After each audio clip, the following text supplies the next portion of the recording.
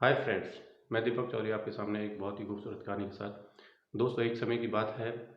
एक कॉलेज में रवि नाम का लड़का, पूनम नाम की लड़की दोनों पढ़ा करते थे। पढ़ते पढ़ते दोनों को आपस में प्यार हो जाता है और वे एक दिन पार्क के अंदर जाते हैं। वहाँ जा कर के बातें करने लग जाते हैं।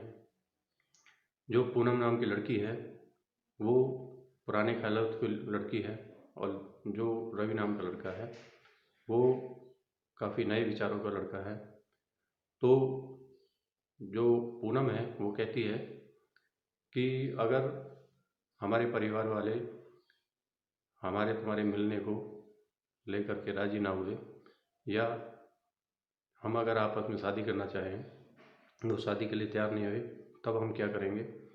तो रवि कहता है तो कोई बात नहीं, हम यहाँ से भाग जाएंगे, इस समाज को छोड़ देंगे।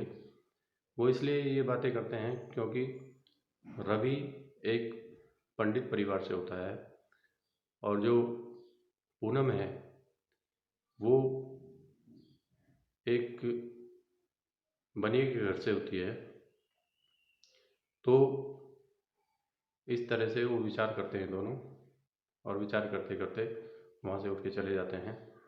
जब पूनम अपने घर जाती है तो वहाँ जा कर के पूनम को रात में नींद नहीं आती। वो इन्हीं विचारों में खोई रहती है, पता नहीं हमारे घर वाले इस रिश्ते को मंजूर करेंगे या नहीं करेंगे। तो अब होता क्या है, काफ़ी रात हो जाती है। पूनम की माँ कहती है, क्यों पूनम, तुम्हें नींद नहीं आई? तो पूनम कहती है, हाँ माँ, अभी नींद नहीं आई है। तो पूनम की माँ कहती है कि अगर तुम थोड़ा बहुत काम करना सीख जाती तो अगले घर जा कर के तुम्हें कोई दिक्कत नहीं होती, तुम हमेशा किताबों में लगी रहती हो। तो वो बोली, हाँ माँ ठीक है, अब मैं सीखा करूँगी, अब मैं खाना बनाना सीखूँगी और भी काम सीखूँगी घर का। तो फिर वो ख्यालों में खोई रहती है पूनम, और ना जाने उसकी आँख कब लग जाती हैं और रात में सो जाती है। सुबह जैसे ही उठती है, उठ करके वो अपने पिताजी के लिए चाय बना करके ले जाती है। तो उसके पिताजी एक अखबार ला करके और उसको दिखाते हैं कि देखो ये लड़का है जिसने टॉप किया है। तो पूनम उसमें कोई इंटरेस्ट नहीं लेती और कहती है इससे भी अच्छे अच्छे लड़के हैं जो कि बहुत अच्छे पढ़ते लिखते हैं, बहुत अच्छे हैं, सुंदर हैं, खूबसूरत हैं। तो पूनम के पिताजी कहते हैं ठीक है, दिखाओ हमें, हम भी तो ज़रा देखें कि इस तरह का कौन लड़का है। तो पूनम अपने कमरे में जाती है और वहाँ से एक फ़ोटो लेकर के आती है, रवि का फ़ोटो। और रवि का फ़ोटो वो अपने पिताजी को दिखाती है। तो वो उसके पिताजी देख कर के बहुत खुश होते हैं, लड़का बहुत खूबसूरत है और देखने में इंटेलिजेंट लगता है। तो फिर उसके पिताजी पूछते हैं, पूनम ये लड़का की कौन सी बिरादरी से है? तो पूनम कहती है ये पंडित परिवार से है। तो ये सुनकर पूनम के पिताजी भड़क जाते हैं और कहते हैं, क्या तुम्हें यही पर लड़का मिला था? लड़का तो ठीक है, अच्छा है, सुंदर है, लेकिन परिवार और इनकी बिरादरी अलग है, तो इससे तुम्हारा विवाह कैसे हो जाएगा? तुम इसको कैसे पसंद कर सकती हो? तो ये पूनम को बहुत खरी खोटी सुनाते हैं और कहते हैं तुम्हारा आज से कॉलेज जाना बंद। तो पूनम अपने कमरे में जा कर के रोने लग जाती है और तभी पूनम के पिताजी उसकी माँ के पास जाते हैं और जा कर के सारी बातें बता देते हैं। पूनम की माँ भी काफ़ी नाराज़ होती है, कहती है नहीं ये ठीक नहीं है, बिरादरी में नाक कट जाएगी। लेकिन उसके पिताजी कहते हैं कोई बात नहीं, नाक तो वैसे भी कट रही है, अगर पूनम ने आत्महत्या कर ली तो तब हम क्या करेंगे? वैसे भी तो नाक कट ही जाएगी ना। तो पूनम के पिताजी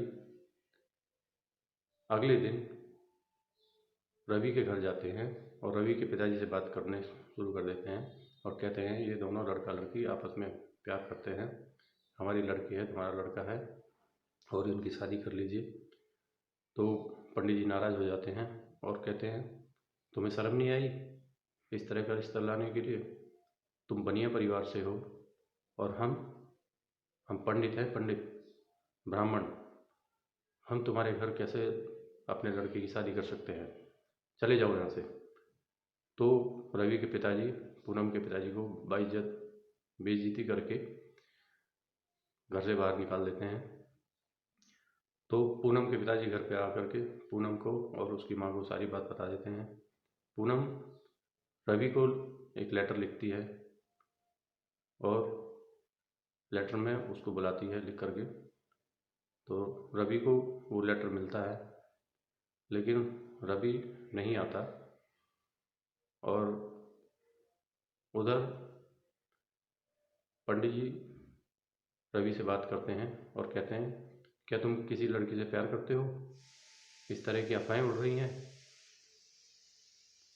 कि हकीकत है?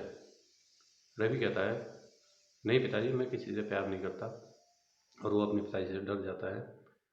और रवि के पिताजी कहते हैं अगर तुमने किसी गैर बरादरी की लड़की से प्रेम मोहब्बत की तो मैं तुम्हारी टांगें तोड़ दूँगा, मैं तुम्हें घर से भगा दूँगा। तो रवि डर जाता है और रवि डर करके वो पूनम को खत लिखता है और कहता है कि जो हमारी मुलाकात है सपना समझ के आप भूल जाना और दोबारा हम नहीं मिल सकते। हमारे पिताजी किसी दूसरी लड़की से शादी कर रहे हैं, मेरा विवाह दूसरी लड़की से कर रहे हैं, इसलिए मैं तुमसे नहीं मिल सकता। तो पूनम उस खत को पढ़ती है और पढ़ने के बाद शाम को अच्छे से संगीत वंगीत बजाती है और ठीक ठाक रहती है। लेकिन जैसे ही दिन निकलता है तो पूनम उठ नहीं पाती। उसकी माँ जा करके उसको उठाती है तो देखती है पूनम का मुंह पीला पड़ा हुआ है, मुंह से झाग निकले हुए हैं, और उसकी नाड़ी पकड़ के देखती है तो पूनम आत्महत्या कर चुकी होती है। दोस्तों, अगर ये कहानी आपको पसंद आई है तो अब इसे लाइक कीजिए और हमारे चैनल को सब्सक्राइब कीजिए। थैंक यू दोस्तों, थैंक यू वेरी मच।